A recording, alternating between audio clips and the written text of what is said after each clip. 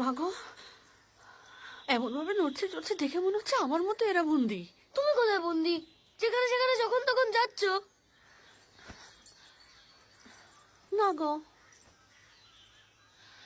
এতকাল পর না আমি বুঝতে পেরেছি আমি কোনো না কোনো কারণে এখানে আটকে গেছি।